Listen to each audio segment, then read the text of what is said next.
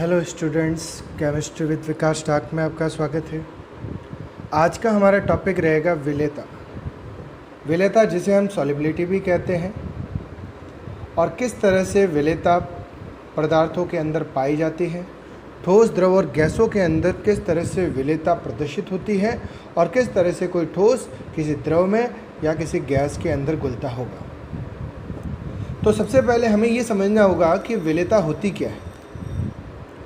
तो हम कहते हैं कि विलेयता का मतलब होता है कि किसी भी पदार्थ की वह अधिकतम मात्रा जिसे निश्चित ताप पर विलायक की निश्चित मात्रा में घोला जाता है, पदार्थ की विलेयता कहलाती है। कहने का मतलब कोई भी पदार्थ है, हमने कोई पदार्थ लिया, उसकी अधिकतम मात्रा हमने मिलाई, ठीक है। किस में मिलाई? हमने विलायक के अंदर, ठीक है। तो विलायक के अंदर जब हम किसी पदार्थ की अधिकतम मात्रा मिलाते हैं, और अधिकतम मात्रा का मतलब उतनी मात्रा हमें मिलानी है कि वो उसमें घुल जाए, ठीक है। और उस समय हमें ताप क्या रखना है? निश्चित रखना है। ताप कैसा रखना है? निश्चित। जैसे नमक को हम जल में घोलते हैं, ठीक है, रूम टेम्परेचर पे घोलते हैं, तो एक टाइम ऐसा आएगा जब नमक घुलना बंद हो जाएगा, ठीक है। तो नमक की वह अधिकतम मात्रा जो जल में घुली, वही उस नमक की क्या कहलाई? विलेयता कहलाई, ठीक है। तो हम क्या कहेंगे, इसकी विलेयता की परिभाषा क्या रहेगी? किसी पदार्थ की वह अधिकतम मात्रा, किसी पदार्थ की वह अधिकतम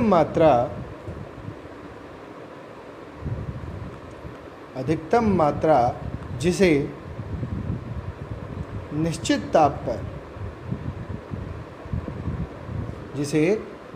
ताप पर विलायक की निश्चित मात्रा में घोला जाता है,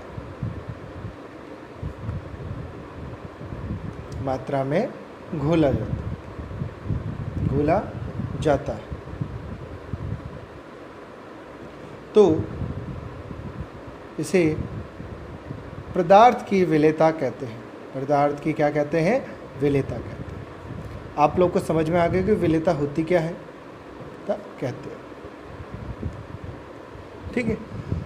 तो हमने कोई भी पदार्थ लिया और उसकी वह अधिकतम मात्रा मिलाई उस विलायक के अंदर जो उसके अंदर घुल जाए, ठीक है। लेकिन कंडीशन क्या रखनी है? हमें निश्चित तापमान रखना है और विलायक भी हमें निश्चित मात्रा में लेना है, ठीक है। जैसे हमने 1 लीटर विलायक लिया, ठीक है, 1 लीटर विलायक लिया और उस विलायक के अंदर हमने नमक को घोल दिया, तो एक कंडीशन ऐसी आएगी जब नमक घुलना बंद हो जाएगा। माना कि वो कंडीशन कौन सी हो गई? 200 ग्राम हो गई, यानी 200 ग्राम नमक आसानी से घुल जाता है। तो नमक की वो क्या हो गई? अधिकतम मात्रा, ठीक है। तो उसे ही हम क्या कहेंगे? नमक की विलेयता कहेंगे, ठीक है। तो विलेयता अब 2 तरह की होती है। एक होती है ठोस की द्रव में विलेयता, ठोस की द्रव में विलेयता। और नमक का जल में घुलना भी कैसा? नमक कैसा? ठोस होता है, और जल कैसा होता है? द्रव। तो ठोस की द्रव में विलेयता का उदाहरण कौन सा हो गया? नमक का जल में घुलना, द्रव में विलेयता, ठीक है। सेकंड कौन सा है हमारे पास? गैसों की द्रव में विलेयता, गैसों की द्रव में विलेयता, ठीक है। तो ये 2 हमारे टॉपिक विलेयता के अंदर है, यानी कोई गैस है वो द्रव में किस प्रकार से घुलती है। जैसे हम सोडे की बात करते हैं, तो सोडा जो होता है उसके अंदर CO2 होती है और पानी मिला होता है, तो CO2 पानी के अंदर मिली हुई है, तो गैस का द्रव में विलय हो गया, तो इसे हम क्या कहते हैं? गैसों की द्रव में विलेयता। तो एक एक को पढ़ेंगे। आज हमारा रहेगा टॉपिक ठोस की द्रव में विलेयता। ठोस की द्रव में विलेयता यानी कोई ठोस है, उसके अंदर द्रव मिला हुआ है, कोई ठोस है जिसे द्रव में मिलाया जा रहा है, ठीक है। तो ठोस को हम द्रव के अंदर या विलायक के अंदर मिला रहे हैं, ठीक है। तो इसे परिभाषा के रूप में कहे तो क्या कहेंगे कि वह किसी निश्चित ताप पर ठोस पदार्थ की वह अधिकतम मात्रा जो 100 ग्राम द्रव विलायक में घुल सके, ठीक है। कहने का मतलब हमने कोई ठोस पदार्थ लिया है, ठीक है, तो उसकी वह अधिकतम मात्रा जिसे हम 100 ग्राम द्रव विलायक में घोल सके, यानी हमारे पास विलायक कितना है? 100 ग्राम है, ठीक है। तो अब उसके अंदर हमें क्या घोलना है, ठोस पदार्थ घोलना है। तो ठोस पदार्थ की कितनी अधिकतम मात्रा उसके अंदर घुलेगी, वही उस पदार्थ की क्या कहलाएगी, विलेयता कहलाएगी। ठीक है, तो इसे लिख देते हैं कि देखो तापमान निश्चित रहना चाहिए, निश्चित ताप पर ठोस पदार्थ, निश्चित ताप पर ठोस पदार्थ की वह अधिकतम मात्रा जो 100 ग्राम द्रव विलायक में 100 ग्राम द्रव विलायक में घुल सके, वह पदार्थ की विलेयता कहलाती है।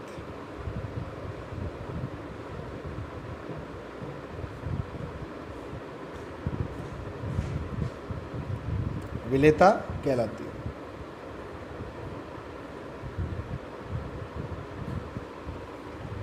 ठीक है, तो जो भी पदार्थ की मात्रा ले रहे हैं वो इसके अंदर घुलनी चाहिए। तो हमें पता चल गया। ठीक है, तो निश्चित ताप पर ठोस पदार्थ की वह अधिकतम मात्रा जो 100 ग्राम द्रव विलायक में घुल सके, यानी कहने का मतलब मैंने 100 ग्राम जल लिया है, 100 ग्राम जल है। ठीक है, तो इस 100 ग्राम जल के अंदर ठोस पदार्थ के रूप में हम क्या ले लेते हैं, जैसे नमक, जल में क्या मिला देते हैं हम, NaCl या नमक मिला देते कि अधिकतम मात्रा।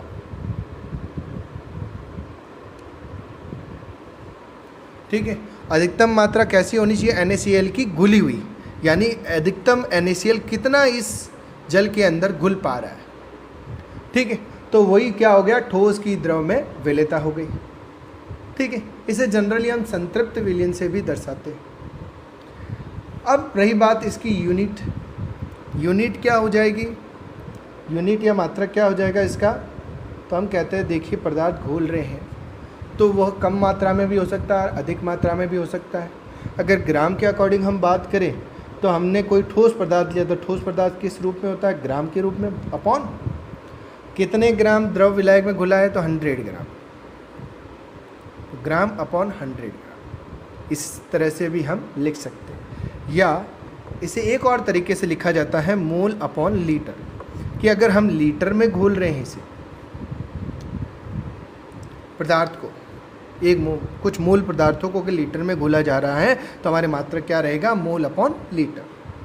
ठीक है, तो ये तो हो गया विलेयता के बारे में कि ठोस की द्रव में विलेयता किस प्रकार से होती है। अब ऐसे कौन कौन से कारक हैं जो इस ठोस की विलेयता को प्रभावित करते हैं, तो हम लिखते हैं ठोस की विलेयता को प्रभावित करने वाले कारक, ठोस की विलेयता को प्रभावित करने वाले कारक,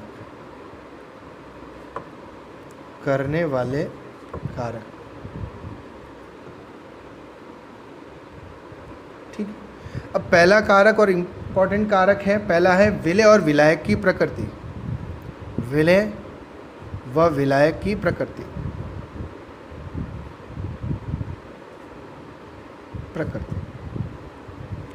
कहने का मतलब कि जो पदार्थ लिया जा रहा है ठोस पदार्थ के रूप में और जिसमें मिलाया जा रहा है, जैसे जल में मिलाया जा रहा है तो वो विलायक है।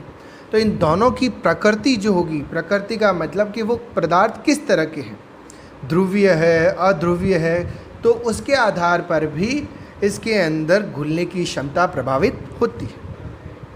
ठीक है, कहने का मतलब ये कि अगर हम जो ठोस पदार्थ घोल रहे हैं वो आयनिक है यानी ध्रुवीय है, ठीक है, तो ऐसी कंडीशन में क्या होता है कि वो आसानी से घुल जाते हैं, लेकिन अध्रुवीय होने पर कुछ कंडीशन चेंज हो जाती है।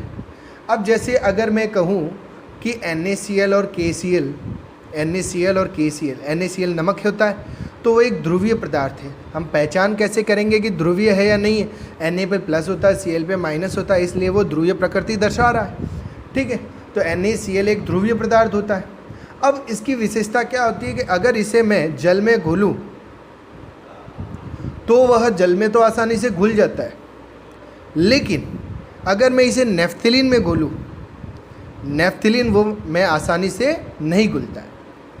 ठीक है, तो कहने का मतलब क्या हुआ कि NaCl जो होता है, देखिए मैं इसे लैंग्वेज के रूप में लिखूँ, कहने का मतलब क्या हुआ कि मेरे पास NaCl है, वो ध्रुवीय पदार्थ है। ठीक है, और NaCl के अलावा एक और होता है नेफ्थिलीन। नेफ्थिलीन के बारे में आप लोग जानते ही होंगे, नेफ्थिलीन अध्रुवीय पदार्थ होता है। नेफ्थिलीन कैसा होता है? अध्रुवीय पदार्थ। ठीक है, मैंने क्या लिखा? NaCl लिखा, NaCl और KCl, NaCl और KCl ये कैसे पदार्थ होते हैं? ध्रुवीय। सिंपली आपको मैं समझाता हूँ, ध्रुवीय पदार्थ, ध्रुवीय विलायक कह लीजिए, ध्रुवीय पदार्थ कह लीजिए, ध्रुवीय पदार्थ होते हैं। अब नेफ्थिलीन, आप लोगों ने नाम सुना होगा, नेफ्थिलीन की गोलियाँ आती है जिसका यूज़ हम कपड़ों के अंदर करते हैं, यानी कपड़ों के अंदर कोई दीमक या ना लगे, इसके लिए हम क्या करते हैं? नेफ्थिलीन की गोलियाँ उसके अंदर डालते हैं। तो नेफ्थिलीन जो होता है वो अध्रुवीय पदार्थ होता है। ठीक है, अब देखिए दोनों ही ठोस रूप में होता है। नेफ्थिलीन सफ़ेद रंग की गोलियाँ होती है और NaCl भी सफ़ेद रंग का क्रिस्टल रूप में पाया जाता है। अब देखिए ध्रुवीय पदार्थ को अगर मैं जल में घोलता हूँ, ध्रुवीय पदार्थ को अगर मैं जल में घोलता हूँ तो वो आसानी से घुल जाता है, तो वो आसानी से घुल जाता है, घुलता है। लेकिन नेफ्थिलीन अध्रुवीय पदार्थ होता है, तो अगर मैं इसे जल में घोलता हूँ तो वो जल में नहीं घुलता है, जल में नहीं घुलता है। तो कहने का मतलब क्या हुआ कि जितने भी ध्रुवीय पदार्थ होते हैं वो तो जल में आसानी से घुल जाते हैं, और जितने भी अध्रुवीय पदार्थ होते हैं, ठोस पदार्थ होते हैं, वो जल में नहीं घुलते हैं। तो कहने का मतलब हम कोई ठोस पदार्थ अगर ध्रुवीय पदार्थ ले रहे हैं तब तो वो जल में आसानी से घुल जाएगा, लेकिन अगर हम कोई अध्रुवीय पदार्थ ले रहे हैं तो वह जल में नहीं घुलेगा। तो हमें पता चल गया होगा कि ध्रुवीय पदार्थ जो होते हैं वो जल में आसानी से घुल जाते हैं, जबकि अध्रुवीय पदार्थ जल में नहीं घुलते हैं। ठीक है, तो ये आपको याद रखना है। तो ये अध्रुवीय पदार्थ जल में नहीं घुला तो किस में घुलेगा? तो हम कहते हैं ये पदार्थ जो होता है वो बेंजीन में आसानी से घुलता है। किस में आसानी से घुलता है? बेंजीन में घुलता है।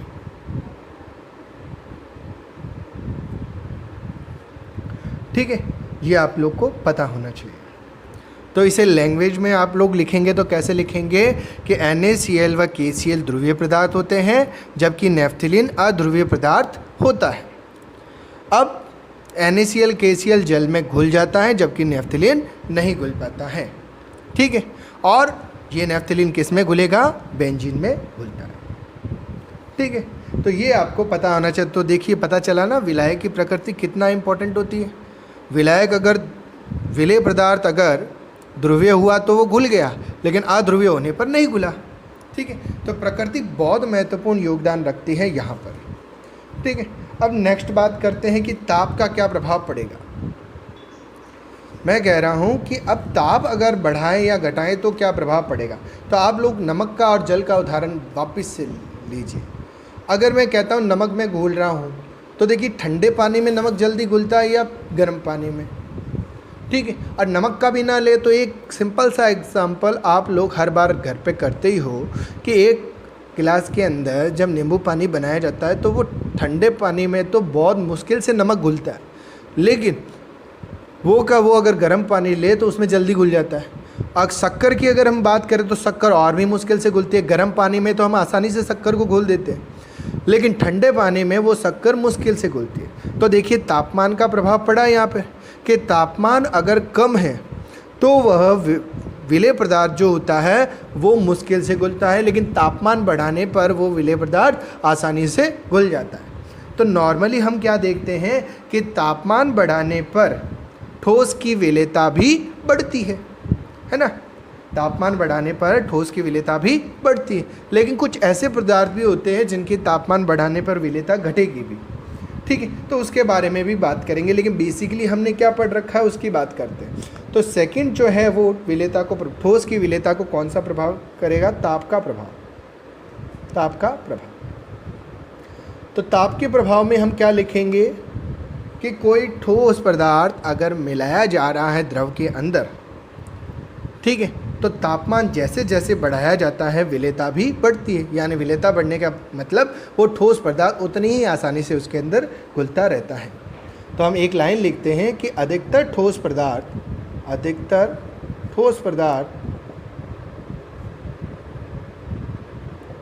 की विलेयता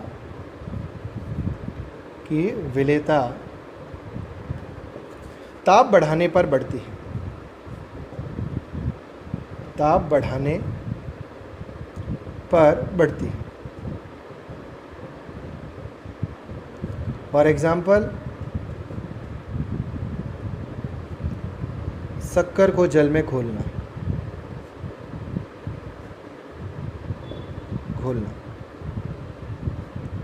कहने का मतलब शक्कर को जल में घोलना।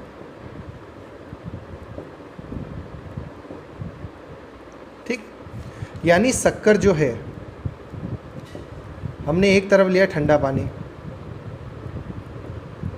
और एक तरफ लिया गर्म पानी,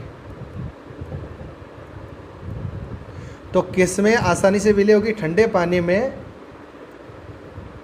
विलय धीरे धीरे होती है, धीरे धीरे। परंतु गर्म पानी में क्या होती है? विलय जल्दी हो जाती है। तो कहने का मतलब क्या हुआ? ठंडे पानी की तुलना में गर्म पानी में विलय जल्दी होती है। ठीक है, लेकिन कुछ पदार्थ ऐसे भी होते हैं जिनके अंदर ठोस की विलेयता ताप बढ़ाने पर घटती है। लेकिन कुछ ठोस पदार्थों में कुछ ठोस की विलेयता ताप बढ़ाने पर बढ़ती है,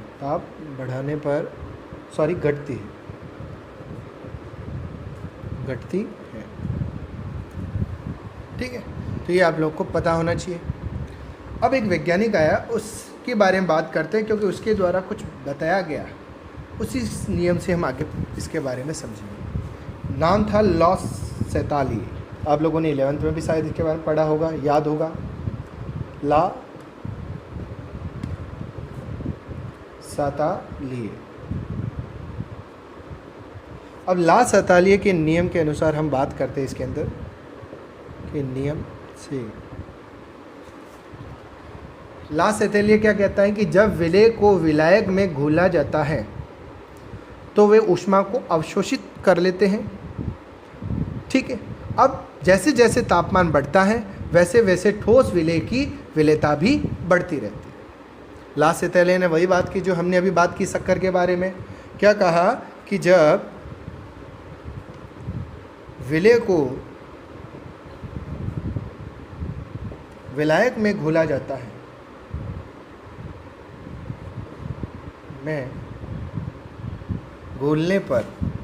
विलायक में घोलने पर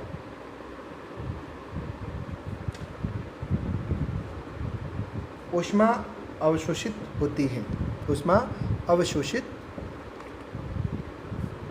की जाती है।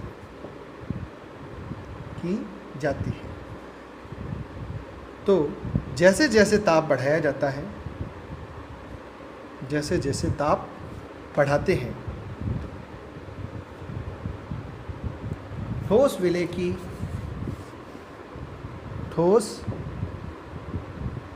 की विलेयता भी बढ़ती है।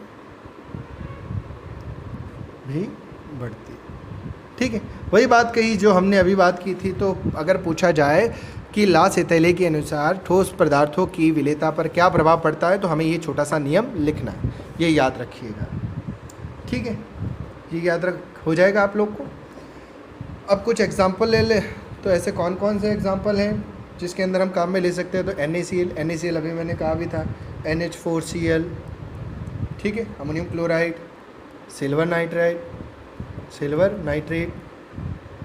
ये कुछ एग्जाम्पल हैं जिसके अंदर ये गुण पाया जाता है। लेकिन अभी हमने बात की थी कि कुछ पदार्थ ऐसे भी होते हैं जिनका ताप बढ़ाने पर विलेयता घटती है।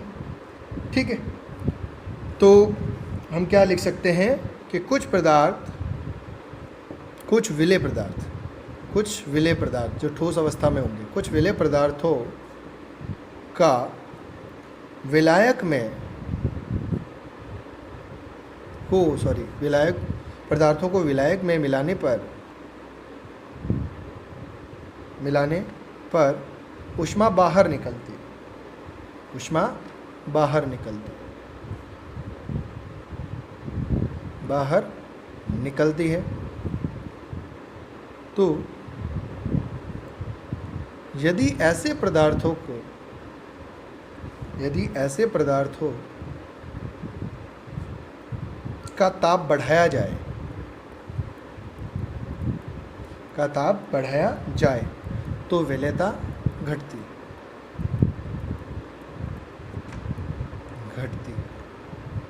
ठीक है, कहने का अब जैसे एग्जांपल ले लूँ मैं, तो एग्जांपल के तौर पे मैंने लिया NaOH, ठीक है, इसके अलावा CaO, इसके अलावा CaCO2। अब देखिए होता क्या है कि कुछ ऐसे पदार्थ भी होते हैं, ठोस पदार्थ भी होते हैं, अगर उन्हें हम जल में या विलायक में घोलते हैं तो ऊष्मा बाहर निकलती है। अब ऊष्मा बाहर निकलने से होता क्या है कि अगर ऐसी कंडीशन में इनको अगर इनका तापमान और बढ़ा दिया जाए, किसी कारण से इनका तापमान और बढ़ाया दिया जाए तो विलेयता घट जाएगी। ठीक है, जैसे इसके अंदर से आप लोगों ने CO का देख रखा होगा। CaO का मतलब होता है कैल्शियम ऑक्साइड, जिसे हम बिना बुझा चूना कहते हैं। आप लोग मार्केट से जो बिना बुझा चूना लाते हो, उस बिना बुझे हुए चूने को पानी में तो डालते हो, और जैसे ही पानी के अंदर डाला जाता है होता क्या है, उसके अंदर से ऊष्मा बाहर निकलती है। तो चूना जब लाया था वो ठोस रूप में था और मिला किस में रहे, द्रव में। तो जैसे ही ऊष्मा बाहर निकलती है, ऐसी कंडीशन में बाई चांस हम उसे और गर्मी दें बाहर से, तो वो पानी में घुलना कम हो जाएगा, यानी उसकी विलेयता घट जाएगी। तो कहने का मतलब कुछ पदार्थ ऐसे भी होते हैं जिन्हें ऊष्मा, जो क्या करते हैं, जैसे उन्हें विलायक में या जल में घोला जाता है, वो क्या करते हैं, ऊष्मा बाहर निकालते हैं, और ऊष्मा जैसे बाहर निकालते हैं, और ऐसी कंडीशन में अगर हम उसका तापमान और बढ़ा दें तो वो क्या करते हैं, जल में घुलना कम हो जाते हैं या फिर विलायक में घुलना कम हो जाते हैं, जैसे कैल्शियम ऑक्साइड। समझ रहे हैं आपको बात? ये आप लोग याद रखिएगा। अब इसके अलावा एक कंडीशन और भी है। ठीक है, ये दो कंडीशन हो गई, एक तो नॉर्मल कंडीशन थी, एक सेकंड कंडीशन ये हो गई। एक थर्ड कंडीशन और भी है जिसके बारे में हमें पता होना चाहिए। देखो, एक कंडीशन और भी है। एक कंडीशन और क्या, कि कुछ ऐसे पदार्थ भी होते हैं कि जिनकी विलेयता शुरू में तो बढ़ेगी, यानी हमने उस पदार्थ को लिया, उसे विलायक में या जल में घोला और उसे तापमान दिया, तो तापमान देने पर शुरू में तो उसकी विलायकता बढ़ेगी। विलायकता बढ़ने का मतलब वो जल्दी में घुलना शुरू हो जाएगा जल के अंदर। लेकिन एक कंडीशन ऐसी आएगी जिसके बाद में वो घुलना बंद हो जाएगा और धीरे धीरे उसकी घुलनशीलता घटती रहेगी एक तापमान के बाद में। ठीक है, तो उसकी बात करते हैं। तो पहले उसकी एक डेफिनेशन लिख लेते हैं कि कुछ ऐसे पदार्थ भी होते हैं जिनकी विलेयता एक निश्चित ताप तक बढ़ती है, एक निश्चित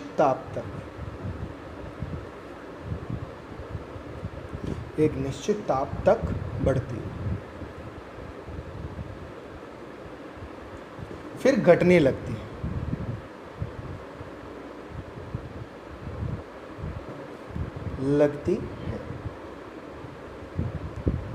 ठीक, ये जल योजित पदार्थ होते हैं, ठीक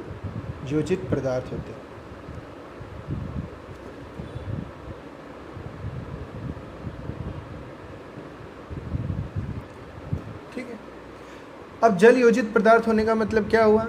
जल योजित पदार्थ होने का मतलब होता है कि जिनमें जल उपस्थित होता है। जैसे मैं एक एग्जांपल लिखता हूँ, आपको पता चल जाएगा। एग्जांपल है Na2SO4। ये वेरी इंपॉर्टेंट है एग्जाम के अकॉर्डिंग। Na2SO4.10H2।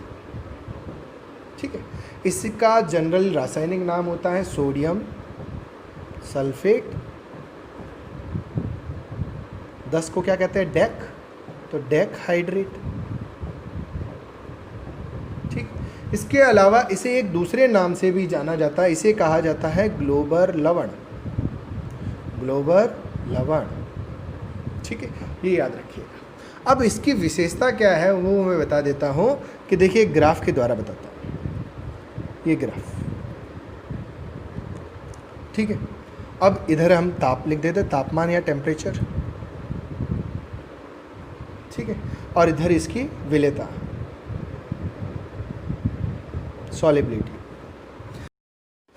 तो देखिए होता क्या है इसके अंदर कि हमने ये जो ग्राफ बनाया है उसके अंदर विलेयता और ताप के बीच में बनाया है। तो देखिए हो क्या रहा है कि जब हमने इस ग्लोबल लवण को जल में घोला तो ये आसान, और इसका तापमान हम बढ़ाते गए, तो जैसे जैसे तापमान बढ़ा रहे हैं वो आसानी से घुलता जा रहा है, घुलता जा रहा है, घुलता जा रहा है, विलेयता बढ़ती जा रही है। लेकिन एक टेम्परेचर ऐसा आएगा जब ये घुलना रुक जाएगा, ठीक है, यानी वो अधिकतम तापमान होगा जिस पर वो घुल जाएगा। लेकिन उससे आगे अगर हम तापमान बढ़ाते हैं, जैसे ही हमने 32.4 डिग्री सेल्सियस से अधिक तापमान बढ़ाया तो ये ग्लोबल लवण अब घुलना कम हो जाएगा, ठीक है। और जैसे जैसे हम तापमान बढ़ाते रहते हैं, जैसे 33, 34, 35, 36, तो वैसे वैसे इसकी घुलनशीलता भी घटती रहेगी। समझ में आया आपको बात? तो कहने का मतलब ग्लोबल लवण जो होता है उसका टेम्परेचर बढ़ाने पर क्या होता है कि प्रारंभ में तो ये जल में आसानी से घुल जाता है, लेकिन एक टेम्परेचर के बाद में इसकी विलेयता जो है वो घटती रहती है। और जिस तापमान पर यह अधिकतम घुलता है उसे हम क्या कहते हैं, उसका संक्रमण तापमान। जैसे हमारे ग्लोबल लवण का था 32.4 डिग्री सेल्सियस, इस तापमान पे आसानी से घुल गया, ठीक है। अब इसे लैंग्वेज के रूप में लिखे तो हम क्या लिखेंगे कि इस लवण की या ग्लोबल लवण की विलेयता 32.4 डिग्री सेल्सियस तक बढ़ती है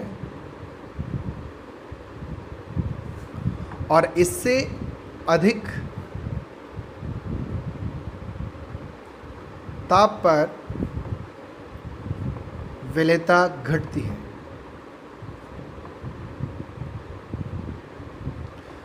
ठीक है, अब इसका कारण क्या है, तो कारण लिखना जरूरी है, क्योंकि 32.4 डिग्री सेल्सियस ताप से अधिक ताप पर इसके क्रिस्टल जल को अलग करने लगते हैं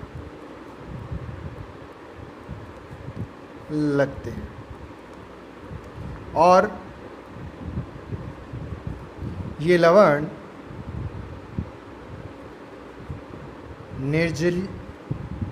निर्जलीय हो जाता है और इस ताप को क्या कहते हैं, इस ताप को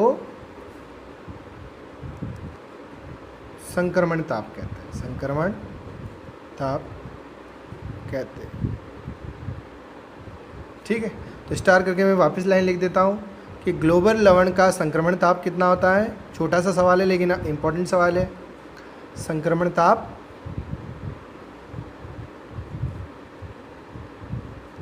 कितना होता है, 32.4 डिग्री सेल्सियस होता है। तो आप लोग को पता होना चाहिए कि देखिए ये सवाल पूछा जा सकता है कि ग्लोबल लवण जो है उसका संक्रमण ताप कितना होता है, तो हमें पता होना चाहिए 32.4 डिग्री सेल्सियस, पहली बात। अब दूसरी बात क्या कि पूछा ये भी जा सकता है कि क्या कारण है कि ग्लोबल लवण का प्रारंभ में विलेयता तो बढ़ती है लेकिन एक निश्चित ताप के बाद में उसकी विलेयता घटने लगती है। तो हम क्या कहेंगे कि जैसे ही इसका तापमान 32.4 डिग्री सेल्सियस से अधिक होता है तो उसके अंदर जो जल के अणु उपस्थित है, जैसे इसके अंदर देखिए 10 जल के अणु उपस्थित हैं, तो ये जल के अणु जो होते हैं तापमान अधिक होगा तो जल के अणु अलग होने लगेंगे और जैसे ही जल के अणु अलग होने लग जाते हैं तो ये लवण कैसा हो जाता है, निर्जलीय। और जैसे ही ये जल लवण निर्जलीय हो जाता है यानी बिना जल के हो जाता है तो क्या हो जाता है कि इसकी विलेयता घट जाती है।